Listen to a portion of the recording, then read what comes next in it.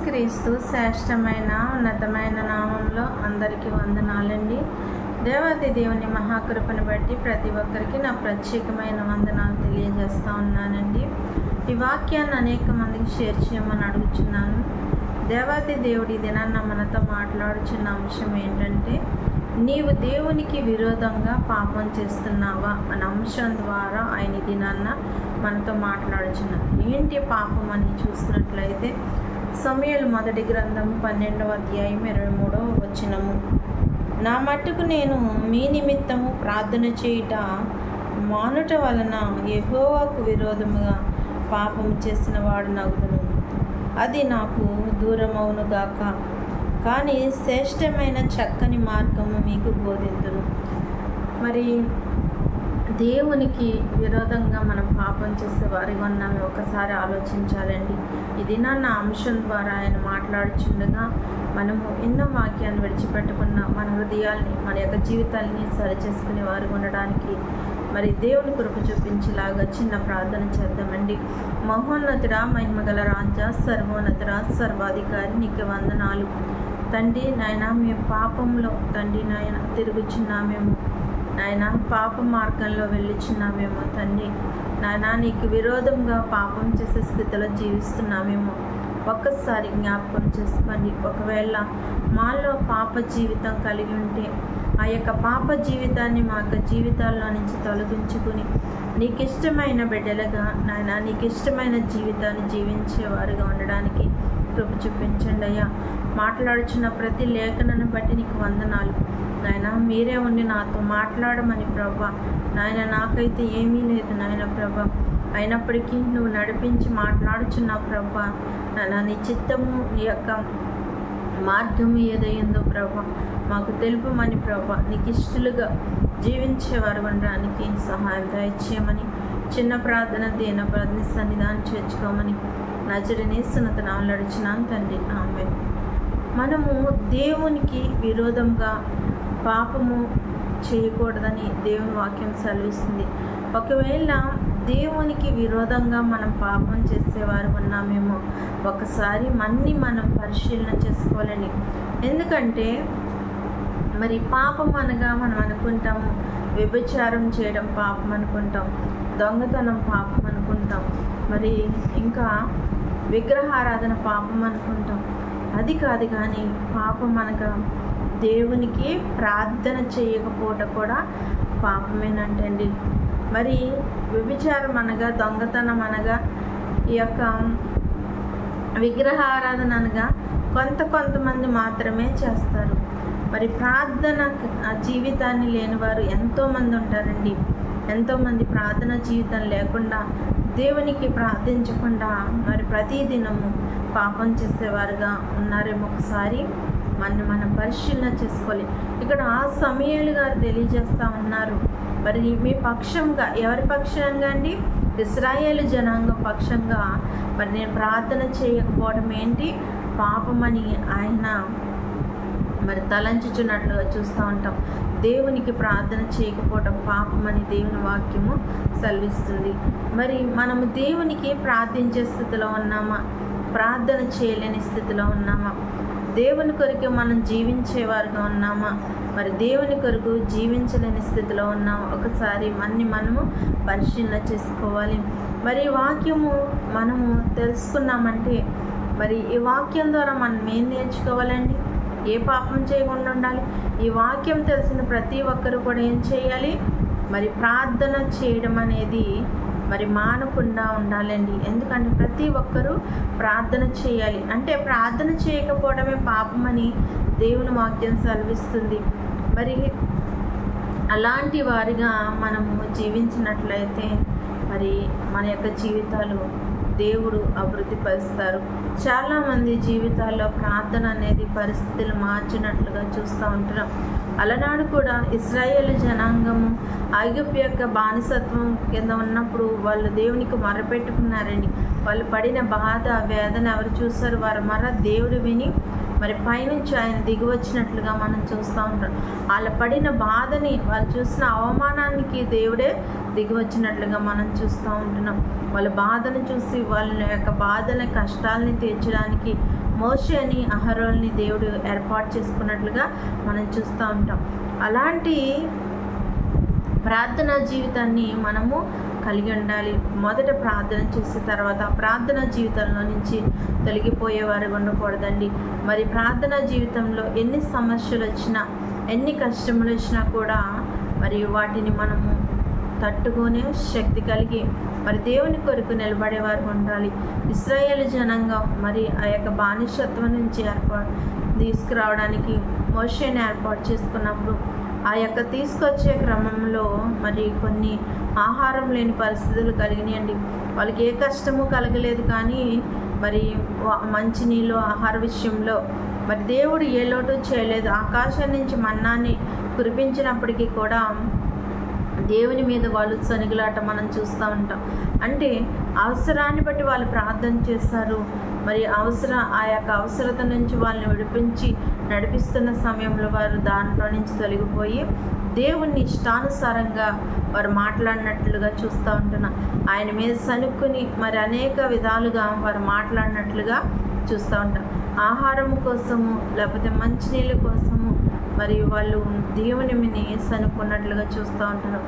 దేవుడు పాలు తేనెలు ప్రవహించి దేశానికి నడిపిస్తూ ఉంటే మరి ఆ మార్గంలోనే వాళ్ళు దేవుణ్ణి మరి సనుక్కున్నట్లుగా చూస్తూ ఉంటాం. మరి దేవుడు మన అవసరతను బట్టి మనం ప్రార్థన చేసి అవసరం తీరిపోయిన తర్వాత దేవుని మీద మనం సనుక్కునే వారుగా ఉన్నామేమో ఒక్కసారి మనము పరిశీలన చేసుకోవాలండి. మరి యోబును చూసినట్లయితే యోబు ప్రతినిత్యం కూడా ప్రార్థన చేసేవాడు. ఏ విధంగా చేసేవాడండి? తన కుమారుల నిమిత్తము మరి ప్రార్థన చేసేవాడు. ఏ విధంగా చేసేవాడంటే వాళ్ళు ఏదన్నా పాపం చేసి తెలియకుండా ఏదన్నా తప్పు చేస్తారేమోనని ప్రతిదినము కూడా అరుణోదయం లేచి ఆయన ఒక్కొక్కరి నిమిత్తము మరి ప్రార్థన చేసినట్లుగా చూస్తూ ఉంటాం. మరి 3 కుమార్తెలు 7 కుమారులు, అతనికి 10 మంది సంతానం. వాళ్ళ పక్షాన మరి యోబు ప్రార్థన చేశాడు. మన యొక్క జీవితంలో మనం ఎలాంటి ప్రార్థన జీవితాన్ని కలిగి ఉన్నాం, ఎలాగూ జీవిస్తున్నాం, మన బిడ్డలకి ప్రార్థన అనుభవాన్ని నేర్పిస్తున్నామా, మనము ప్రార్థన చేస్తున్నాం? ఒకసారి మనము పరిశీలన చేసుకోవాలండి. ప్రతి దినము కూడా మనం దేవునికి ప్రార్థన చేసేవారిగా ఉండాలి. ప్రార్థన జీవితాన్ని కలిగి ఉండాలి. ప్రార్థన ప్రతి పరిస్థితిని మార్చుతుందని దేవుని వాక్యం సెలవిస్తుంది. అలాంటి జీవితాన్ని మనము కలిగి ఉండాలి. అందుకు ఏ దినమైతే మనము దేవునికి ప్రార్థన చేయకుండా ఉంటామో ఆ దినం మనము పాపం చేసినట్లు. అంతేకాని వ్యభిచారము, దొంగతనము, మరి విగ్రహాలు ఇదే పాపం అని మనం అనుకోవచ్చు. ఇంకో విషయం ఏంటంటే మరి దేవుని కంటే మనం ఎవరినైతే ఎక్కువగా ఇష్టపడతామో అది కూడా పాపమేనండి. దేవుని కంటే మనం ఎక్కువగా దేనిని ఇష్టపడకూడదు. ఏదైనా కూడా మరి ఎవరినైనా కూడా అంతగా మనం ప్రేమించకూడదు. ఎందుకంటే దేవుణ్ణి మనం ప్రేమించేవారు ఉండాలండి. దేవుని పట్ల ప్రేమ కలిగి మనము ఉండాలి. ఆయన శాశ్వతమైన ప్రేమతో మనం ప్రేమించి మన కొరకు ఆయన విలువైన రక్తాన్ని చిందించి మన పాప భారాన్ని ఆయన మోసాడు. అలాంటి దేవునికి మనం ఏమి ఇవ్వగలుగుతున్నామండి? ఏమి ఇవ్వలేకపోతున్నాం కదా. అలాంటి మరి దేవుని కొరకు మనము మన యొక్క జీవితంలో ఏమీ ఇవ్వక్కర్లేదు, కానీ ప్రార్థన జీవితాన్ని కలిగి ఉండాలండి. దేవునికి ఇవ్వవలసిన మరి దశమ భాగాన్ని దేవునికి ఇవ్వాలి. ఆ దశమ భాగం ఏంటండి? ప్రార్థన అనే దశమ భాగము దేవునికి ఇచ్చినట్లయితే మరి దేవుడు మనల్ని బట్టి ఎంతగానో సంతోషిస్తాడు. మనం చేసే ప్రార్థన వలన దేవునికి ఏమైనా ఉపయోగకరమైన ఉన్నదంటే ఆ ప్రార్థన వల్ల కార్యములు జరిగేవి మన పట్లే. కానీ మన ప్రార్థనా జీవితం కలిగి ఉండాలని, మన విశ్వాసాన్ని కలిగి ఉండాలని, ఆ దేవుని మీద మన నమ్మకం కలిగి ఉండాలని, ఆయన మార్గంలో మనం నడవాలని మరి ఆయన ఇష్టపడుతూ ఉంటాడు. మరి మన కుటుంబంలో తల్లిదండ్రులని చూడండి. మరి వాళ్ళ తల్లిదండ్రులు ఎలాగూ జీవిస్తున్నారో, మరి ఎలాగూ మంచిగా నడుచుకుంటున్నారో నా బిడ్డలు కూడా అలానే నేను నడిచే మార్గంలో నేను ఎలాగూ మంచిగా నడుస్తున్నాను ఆ మార్గంలోనే నా కుమారుడు జీవించాలని ప్రతి తల్లిదండ్రులు ఆశపడతారు. ఒకవేళ తల్లిదండ్రులు మంచి మార్గంలో లేరనుకోండి, మేము ఎలా ఉన్నప్పటికీ కూడా మా బిడ్డలు మంచి మార్గంలో ఉండాలని తల్లిదండ్రులు ఆశపడుతూ ఉంటారు. అలానే దేవుడు కూడా మనం మంచి మార్గంలో నడిచినప్పుడు సంతోషిస్తాడండి. మనం మంచి మార్గంలో వెళ్తున్నప్పుడు దేవుడు సంతోషిస్తాడు. అలాగూ మరి ఆయన మనకు తండ్రిగా ఉన్నాడు. ఆయన బిడ్డలమైన మనము మన తండ్రి ఏదైతే చెప్తున్నాడో దాని ప్రకారం నడుచుకోవాలని ఆయన ఇష్టపడుతూ ఉన్నాడు. కాబట్టి ఒకవేళ ఎప్పుడూ ప్రార్థనా జీవితాన్ని కలిగి ఉండలేక, లేకపోతే నీ ప్రార్థన చేసే స్థితి లేకపోతే, నీకు ప్రార్థన చేయడం రాకపోతే వచ్చి రానట్టే దేవా నన్ను దీవించండి, నా కుటుంబాన్ని దీవించండి అని చిన్నగా ప్రార్థన చేసుకుని ప్రార్థనా జీవితాన్ని కలిగి ఉండాలని ఇది నాయన తెలియజేస్తూ ఉన్నాడు. పాపము చేసి మరి దేవునికి మనం దూరం అయ్యేవారుగా ఉండకూడదని, ప్రార్థనా జీవితాన్ని కలిగి మరి మనం దేవునికి సమీపస్తులుగా జీవించాలని ఆయన ఈ దినాన్న మనతో మాట్లాడుచున్నారు. మరి పాపం చేసిన వారు ఎవరికి దూరం అవుతారండి? ప్రార్థనా జీవితానికి దేవునికి దూరం అయిపోతారు. అంటే మరి పాపం చేసిన ప్రతి వారు మరి దేవుని యొద్దకు చేరడానికి వీలుండదు. అంటే ఆ పాపముల్ని విడిచిపెట్టి ఆయన చెంతకు చేరినప్పుడు ఆయన హక్కును చేర్చుకుంటాడు. కానీ నేను పాపంలోనే ఉంటాను, పాపంలోనే జీవిస్తానంటే మరి దేవునికి ఇష్టమైనది కాదు. కాబట్టి ప్రార్థన యొక్క జీవితాన్ని మనం కలిగి ఉండి మరి దేవునికి ఇష్టమైన వారిగా జీవించడానికి, మరి ప్రార్థన ప్రతిదినము చేసుకుని దేవునికి సమీపంగా జీవించడానికి పరిశుద్ధాత్మ యొక్క వాక్యము ప్రతి ఒక్కరి జీవితాల్లో ఫలింపచేయును కాక. ఆమేన్. ప్రార్థన. మహోన్నతుడా, మహిమగల రాజా, సర్వోన్నతుడా, సర్వాధికారి, నీ కృపగల నామంలో లెక్కించలేని స్తుతి స్తోత్రములు చెల్లించుకుంటున్నామే. ఎక్కడైతే ఇద్దరు ముగ్గురు కూడికి విశ్రవాది మధ్య సెలవిచ్చిన వాడు నీకు వందనాలు. మారనివాడ, మార్పు చెందనివాడ, సృష్టికర్త, జీవాధిపతి యేసయ్య, నీ పరిశుద్ధ పాదంకే వందనాలు. ఈ దినమందు నాయన ఎవరైతే నాయన ప్రభా ఎవరు ఏ అవసరతలు కలిగి ఉన్నారో తండ్రి, ఏ అక్కర్లు కలిగి ఉన్నారో నీకు తెలుసయ్యా. నువ్వు మాట్లాడిన ప్రతి లేఖనంకే వందనాలు ప్రభా. ఎవరైతే ప్రార్థన జీవితాన్ని కలిగి ఉంటారో వాళ్ళందరూ నాయన నీకు ఇష్టమైన బిడ్డలుగా ఉన్నారు తండ్రి. స్తోత్రాలు నాయన. ప్రార్థన అనేది మేము ఎప్పుడైతే చేయమో అది నాయన పాపంతో సమానమని వాక్యం సెలవిస్తుంది ప్రభా.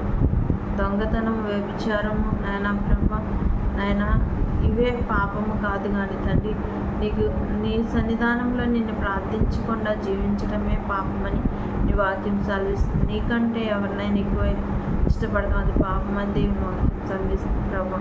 మరి నీకంటేను నాయన మేము ఎవరిని ప్రేమించకుండా నాయన నీ నిత్య రాజ్యాన్ని పొందుకునేవారు ఉండడానికి, నీ సమార్గంలో మేము నడుచుకోవడానికి కృప చూపించమని ఒక చిన్న ప్రార్థన దేని సన్నిధానం చేర్చుకోమని నజరుడనే సనతనాలు అడిచిన తండ్రి. పరలోకమందున వారి నీ నామ పరిశుద్ధ వచ్చిన కాక, నీ రాజ్యం వచ్చిన కాక, నీ చిత్తం పరలోకమందు నెరవేరినట్టు భూమి అందులో నెరవేరు. మందిరాహారం మాకు దయచి మనలో క్షమించిన ప్రకారం మా ప్రదర్శించు.